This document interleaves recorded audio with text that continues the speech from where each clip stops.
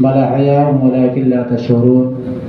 آمنت بالله صدق الله العلي العظيم وصدق رسوله النبي الأمين الكريم ونحن على ذلك لمن الشاهدين والشاكرين والحمد لله رب العالمين. شمع رسالت کے پروانوں، غوث و خواجہ و رضا کے دیوانوں، آئیے ہم اور آپ تمامی حضرات مل کر آقا نامدار مدنی تاجدار گنبد خضرا میں آرام فرمانے والے آقا و داتا جناب احمد مصطفیٰ محمد صلی اللہ علیہ وسلم کی بارگاہ میں درود پاک کی ہدیہ پیش کر لیں اور پڑھیں اللہم صلی علی سیدنا و سندنا حبیبنا مولانا محمد بارک وسلم صلی علیہ صلاۃ و سلام علیک یا رسول اللہ صلی اللہ تعالی علیہ وسلم. کلمہ توحید ہے تیری شہادت اے حسین، کلمہ توحید ہے تیری شہادت اے حسین، اور تو نہ ہوتا تو نہ رہ جاتی صداقت اے حسین. کچھ کہہ دو میرے بھائی، سبحان اللہ کہہ دیجئے. کلمہ توحید ہے تیری شہادت اے حسین، اور تو نہ ہوتا تو نہ رہ جاتی صداقت اے حسین، اور ملت اسلام کو ملنا تھا یک درس حیات، ملت اسلام کو ملنا تھا یک درس حیات، کیسے بھولے ہم تیری یوم شہادت ہے حسین. تھوڑا بلند آواز سے بولو سبحان اللہ. یا حسین یا حسین. اگر بیدار ہو، کوئی چیز سننا چاہتے ہو تو سن لو، تھوڑی دیر بس 10 منٹ سے زیادہ وقت میں نہیں لوں گا. اور ابھی آپ تمامی حضرات سنیں اور ہر سال سنتے ہو، اور انشاءاللہ جب تک زندگی رہی تب تک تو سنتے ہی رہیں گے. تو ملت اسلام کو ملنا تھا ایک درس حیات، کیسے بھولے ہم تیری یوم شہادت ہے حسین. جتنے حسین کے چاہنے والے ہیں وہ اس تاریخ کو یاد کرتے ہیں اور ان تاریخوں میں اپنے حسب اوقات جسے جتنی محبت ہوتی ہے یا جتنی اوقات اس کی ہوتی ہے وہ اخراجات بھی کرتے ہیں. کوئی سبیل بنا کر کے آقا حسین کو یاد کرتا ہے، کوئی کھچا پکا کر آقا حسین کو یاد کرتا ہے، کوئی شیرینی باندھ کر کے آقا حسین کو یاد کرتا ہے، کوئی پروگرام میلاد مصطفیٰ یا بزم حسین کر کے آقا حسین کو یاد کرتا ہے، کوئی روضہ امام علی مقام رضی اللہ تعالیٰ عنہ کا صحیح نقل بنا کر آقا حسین کو یاد کرتا ہے. اور یاد حسین ہمارے اور آپ کے لیے ایک راہ راست ہے، اور یہ راستہ ایسا راستہ ہے کہ محبت حسین ہمیں اور آپ کو دنیا میں بھی کامیابی کی منزل اور آخرت میں بھی جنت کی بشارت مل جائے اگر ہے محبت آقا حسین سے تو. لیکن ابھی آپ سن چکے اس سے پہلے بہت مختصر خاکے میں سنے ہو، اور آج کی تاریخ کربلا کا منظر اگر اپنے دل پر لاؤ، جس کو تصورات کی دنیا کہتے ہیں، جب کوئی چیز بھیانک دیکھی جاتی ہے تو کئی روز تک اپنے ذہن سے وہ چیزیں نکلا نہیں کرتی. ہمیشہ وہ ذہن میں سوال رہتا ہے کہ اتنے بھیانک ایسا اس کا چہرہ تھا یا ایسا حالات تھے. اب ذرا کربلا کا وہ منظر دیکھو. یوم عاشورہ کا دن ہے. یہ عاشورہ کے دن میں آقا کریم صلی اللہ علیہ وسلم نے ارشاد فرمایا کہ عبادت والی رات جو ہمارے اور آپ کے بیچ میں جو گزر گئی ہے، اس رات کے اندر ہم اور آپ ایک بھی دعا نہ کر سکے. اگر کاش کہ ہم کچھ وقت نکال کر کے اپنے رب کے بارگاہ میں رو کر کے اور دعائیں کیے ہوتے تو یوم عاشورہ کے صدقے میں انشاءاللہ اللہ تعالی ہماری دعاؤں کو قبول فرماتا. اور یہ جو مظالم ہم پر ڈھائے جاتے ہیں، ان مظالم سے اللہ مجھے نجات عطا فرماتا. لیکن لب پر دعا نہیں، لب پر دعا نہیں آتا، صرف اور دنیا کی چیزیں ہیں. اور آگے بڑھتے چلو، منظر کو کشی،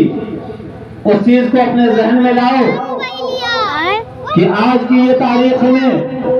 علی اکبر کا لاشا کرب و بلا کے میدان میں، قاسم نوجوان کا لاشا کرب و بلا کے میدان میں، اور محمد کا لاشا کرب و بلا کے میدان میں، عباس علم بردار کا لاشا کرب و بلا کے میدان میں، وہب بن قلبی کا لاشا کرب و بلا کے میدان میں، ظہیر بن قین بجلی کا لاشا کرب و بلا کے میدان میں، حور کا لاشا کربلا کے میدان میں، اتنی لاشیں پڑی ہو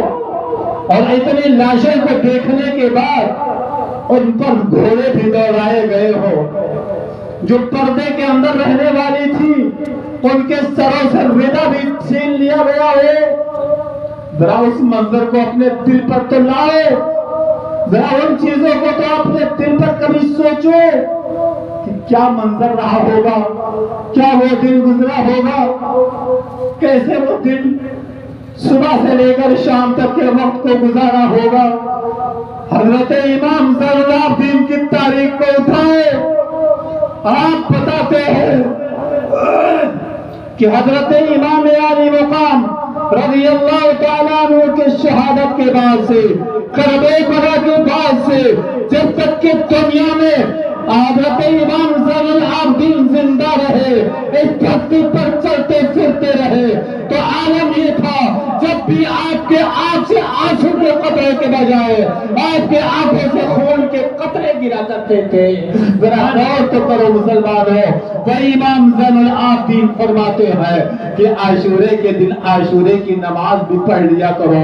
حضرت امام زین العابدین فرماتے ہیں کہ عاشورے کے دن عاشورے کی دعا بھی پڑھ لیا کرو۔ اے ذرا قوم کے میرے مسلمانوں یہ بتاؤ، کس نے عاشورے کی دعا کو پڑھا ہے؟ کس نے عاشورہ کی نماز کو پڑھا ہے؟ امام علی مقام کے منظر کو لے لو، کربلا کی دھرتی پر آ کر کے مقابلہ کس چیز کا کیا تھا؟ کیا یزید کی طرف میں ابھی آپ نے سنا شمر جوشن جو تھا وہ بھی حافظ تھا، وہ بھی قاری تھا، اور وہی نہیں اور نہ جانے کتنے اس میں بھی تھے حافظ و قاری۔ تو اب مقابلہ کس سے تھا؟ مقابلہ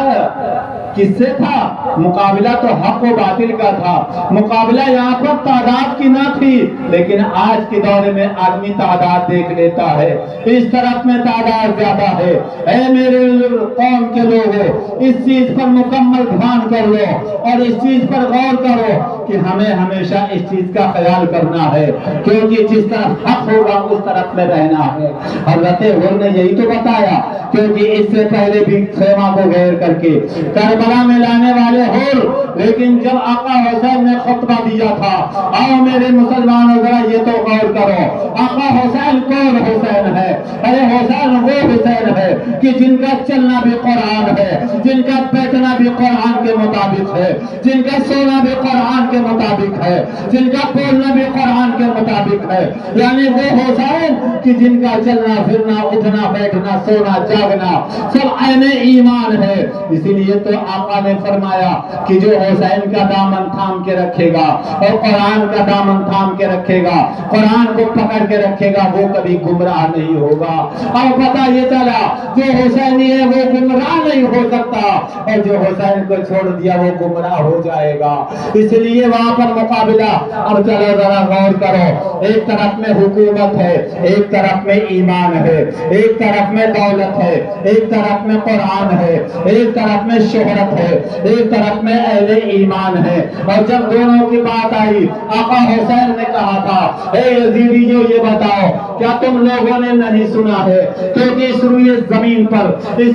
زمین پر کوئی نواز رسول نہیں ہے، اور نواز رسول اگر ہو تو یہ بتا دو بچپن سے لے کر کے اب تک کے کیا تم لوگوں نے کوئی اگر کمی میرے اندر پایا ہو، قرآن کے خلاف اگر مجھے چلتے دیکھا ہو، فرمان مصطفیٰ کے خلاف بیٹھتے دیکھا ہو تو بتاؤ۔ اور جبکہ آپ نے نہیں سنا ہے کہ آقا حسین نے فرمایا الحسین منی وانا من الحسین، یعنی آقا کریم نے فرمایا ہے کہ حسین مجھ سے ہے اور میں حسین سے ہوں، یعنی حسین سے لڑنا مجھ سے لڑنا ہے، حسین سے مقابلہ کرنا مجھ سے مقابلہ کرنا ہے، اور جو حسین سے مقابلہ کرے گا وہ نبی سے مقابلہ کرے، اور نبی سے مقابلہ کرنے والا کیا جنت جائے گا؟ کبھی جنت نہیں جا سکتا۔ میرے دوستوں اور عزیزوں، تو یہ جو چیزیں ہم اور آپ کو ملی ہیں، یہ بڑی محنت و مشقت کے بعد پہنچی ہے۔ اگر آقا حسین کربلا میں آ کر اپنے نوازوں کے، اپنے بھانجوں کے، اپنے محبوں کے خون سے اس اسلام کو نہ سینچے ہوتے تو اسلام یہ ہم تک کے نہ پہنچا ہوتا۔ اسلام کے قانون بدل دیے جاتے، کیونکہ فسق و فجور ہوتا، ہر طرف سے قانون بدلتے نظر آتے۔ اسلام ہم تک کے پہنچا ہے بڑی محنت و مشقت کے بعد۔ میرے دوستوں اور عزیزوں، زیادہ باتیں نہ کرتے ہوئے بس ایک تھوڑی سی بات میں کہوں گا۔ آقا حسین سے اگر محبت ہے تو ایک شریف نام کے ایک ہے جو آل رسول ہیں۔ حسین سے محبت اگر ہے تو آپ کا کام بن جائے گا۔ اور شریف سید زادے ہیں جو بے اولاد ہیں۔ شریف جو ہے وہ بے اولاد ہیں، کوئی اولاد نہیں۔ دنیا والوں نے جواب دے دیا، جتنے ڈاکٹر حکیم تھے سب نے جواب دے دیا، لیکن جب اپنا آخری لاؤ، یہ کرامات حسین ایک کتاب ہے، علامہ ارشد القادری صاحب نے لکھا ہے کہ جب اب آخری علاج کرب و بلا کی طرف پہ لگایا، کہا آقا حسین آپ کے در پر کوئی سوالی گیا تو واپس نہیں خالی لوٹا۔ ہر ایک کے دامن کو آپ بھرتے نظر آئے، آپ میرے خالی دامن کو بھر دیں۔ تو جب لو لگا لیا، آقا حسین سے التجا کرنا شروع کر دیا، منت و سماجت کی، تو رب کائنات نے آقا حسین کے صدقے میں دعا کو قبول فرمایا اور انہیں ایک گھر کا چراغ انہیں عطا فرما دیا۔ یہ آقا حسین کی کرامت ہے۔ اور جب وہ چراغ گھر کے اندر آیا تو کیا کیا میرے دوستو؟ جب یوم عاشورہ کی رات آتی، جب یہ شب گزرتی، تو اس رات کو وہ کیا کرتے تھے؟ سید زادے اپنے دروازے پر بیٹھ کر اپنے اس لخت جگر نور نظر کو وزن کر ڈالتے تھے، اور جتنا پیسہ بنتا تھا راہ خدا میں آقا حسین کے نام پر خیرات کرتے تھے، اور کہتے تھے لوگوں لے کر آتے جاؤ اور آقا حسین کا صدقہ لے کر کے جاؤ، جیسے آج کے دور میں حسینی کرتے نظر آتے ہیں۔ کہیں پر سبیل لگا کر کے بیٹھ جاتے ہیں، اے لوگوں پیاسو آؤ، آقا حسین کا صدقہ پانی پی کر جاؤ۔ تو کربت بلا کا منظر تھا کہ جس جگہ پر یزیدیوں نے آقا حسین پر 7 محرم الحرام پانی بند کر دیا تھا، اور رہتی دنیا تک کے آقا حسین کی سبیل جاری رہے گی۔ اے پیاسو آؤ، پانی پی کر جاؤ۔ کوئی کھچڑے کے روپ میں کھلاتا نظر آتا ہے، کوئی کسی روپ میں، اور اسی روپ میں سید زادے آئے، اور جب سید زادے نے لٹایا تو دوسرے دن ایک غیر مسلم جس کو سونار کہتے ہیں، وہ سونار بلا اولاد بے اولاد، جس کا جو ہے کافی علاج کے بعد بھی وہ بھی بے علاج ہو چکا تھا، اس کی عورت پہنچی اور سید زادی سے کہنے لگی، اے بہن یہ بتاؤ کہ آج میں نے دیکھا نیا طریقہ، آج آپ اپنے دروازے پر یہ غریبوں کی بھیڑ کیسی لگی تھی؟ تو کہا آج یوم عاشورہ ہے، آج ہی کی وہ تاریخ ہے جس میں نواسے رسول ہم سب کے آقا و داتا جناب احمد مصطفیٰ کے نواسے کو کرب و بلا کی سرزمین پر شہید کیا تھا، لیکن آج بھی بیٹھ کر کے وہ ان لوگوں کو دیتے نظر آتے ہیں، دلوں پر حکومت کرتے نظر آتے ہیں۔ تو کہا بہن کیا ہم کو بھی مل جائے گا؟ کہا ہاں ضرور، اگر عقیدت سے جاؤ گے تو ضرور ملے گا۔ یہ وہ دیا در ہے، یہ وہ آقا کا گھر ہے کہ جس گھر پر آدمی محبت سے پہنچے تو اس کے دامن کو بھر دیا جاتا ہے۔ اور جب وہ سونار کہ عورت نے لو لگا لیا، اور جو لو لگانے کے بعد اور کہا اگر مجھے بھی اولاد عطا ہو جائے تو جب یوم عاشورہ آئے گا تو اس دن میں بھی راہ خدا میں آقا حسین کے نام پر میں بھی خیرات کروں گی، میں بھی ان کے نام پر صدقہ لٹاؤں گی، میں بھی ان کے نام پر سبیل پلاؤں گی، میں بھی ان کے نام پر طرح طرح کی جس طریقے سے ہو سکے گا لٹاؤں گی۔ 1 مہینہ گزر گیا، 2 مہینہ گزرا، کوئی آثار نظر نہ آئے، لیکن تیسری مہینہ مہینہ رب کائنات کا فضل ہوتا ہے، آقا حسین کا کرم ہوتا ہے کہ اللہ رب العزت نے اسے بھی اولاد، اسے بھی ایک بچی کی شکل میں، وہ بھی شکم والی جب ہو گئی، ڈاکٹروں کو چیک کرایا اور چیک کرانے کے بعد میں معلوم ہوا کہ ہاں پیٹ میں بچہ ہے۔ تو اے میرے دوستوں اور عزیزوں، اور جس دن سے وہ بچہ پیدا ہوا اور پیدا ہونے کے بعد بچی پیدا ہوتی ہے، وہ بچی پیدا ہونے کے بعد اس سے پہلے کیا کیا تھا؟ سید زادے کیا کرتے تھے؟ 1 محرم سے لے کر 10 محرم تک آقا حسین کا تذکرہ کرتے تھے، مجلس امام علی مقام منایا کرتے تھے۔ اے نوجوانوں، 10 دن کا وقت گزر جاتا ہے آقا حسین کی محبت میں، کبھی اس طرف کبھی اس طرف دوڑتے نظر آتے ہو، کم سے کم ایک شب ایسی رات تو رکھ لو، ایک رات ایسی بھی تو منتخب کر لیا کرو کہ جس رات میں ہم کچھ نہ کریں گے، صرف ایک رات ہم آقا حسین کی محفل کر کے آقا حسین کا تذکرہ سنیں گے، کیونکہ مکے میں رہنا گزارا نہ رہنے نہ دیا گیا، مدینے میں رہنے نہ دیا گیا، کہیں پر مجھے سرحدی مقام پر جانے نہ دیا گیا، یزید سے بالمصافحہ بات نہ کرنے دیا گیا، اور جہاں تک کہ کربلا میں شہید کر دیا گیا۔ یہ سارے مناظر کو تو سن لیا کرو، کہ نمازیں بھی دیکھ لیا کرو، عبادتیں بھی دیکھو، اور جب یہ کوئی محفل کرو گے تو ایک رات صرف اس کے لیے بھی منتخب کرو۔ اے میرے دوستوں اور عزیزوں، وہ بچی جب پیدا ہوتی ہے، پیدا ہونے کے بعد اس نے اتنی خوشی منایا، اتنی خوشی منایا اور اتنی حسین و جمیل، اگر میں زیادہ بات کروں تو عالم یہ ہوتا ہے کہ اس کے شادی کے بعد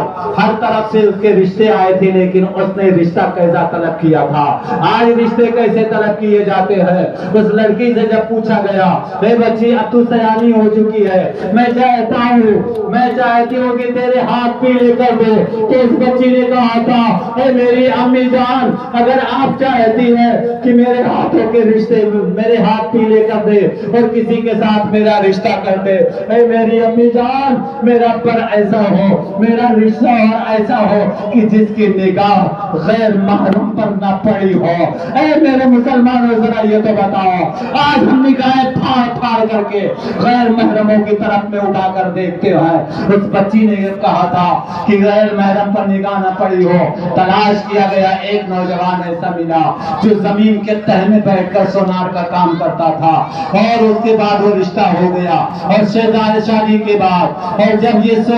جونپور کے شہر میں آپ جنگل جانتے ہوں گے، جب جنگل سے گزرنے لگی بارات تو راجاؤں نے حملہ کر کے اس کو چھیننا چاہا تھا، لیکن جب چھیننا چاہا تو عالم کیا ہوتا ہے، شوہر کو باندھ دیا گیا، دولہے کو باندھ دیا، لیکن جب اس لڑکی نے فریاد کی، ایک کربلا کی سرزمین پر بیٹھ کر لوگوں کے دلوں پر راج کرنے والے راجا، آج آپ میرے امداد کو آ جائیے، تاریخ گواہ ہے، آقا امام حسین رضی اللہ تعالیٰ عنہ وہ جونپور کی سرزمین پر جنگل کے اندر گھوڑے پر سوار ہو کر، ہاتھوں میں ننگی تلوار لے کر، اور راجاؤں پر چھپتے تھے، اور جھپٹ کر ایک ایک کو وہاں پر فنار بنائے۔ یہ تاریخ جب پھیلتی ہے تو جونپور کی سرزمین پر نہ جانے کتنوں کو آقا حسین نے ایمان کے دولت سے سرفراز فرمایا ہے۔ یہ ہے آقا حسین سے محبت، اور آقا حسین سے سچی محبت کرو، وہ آپ سے ہر ہری وقت میں کام آئیں گے، اور ہمیں اور آپ کو اللہ تعالیٰ اہدنا الصراط المستقیم پر چلنے کی توفیق عطا فرمائے۔ آمین ثم آمین، وآخر دعوانا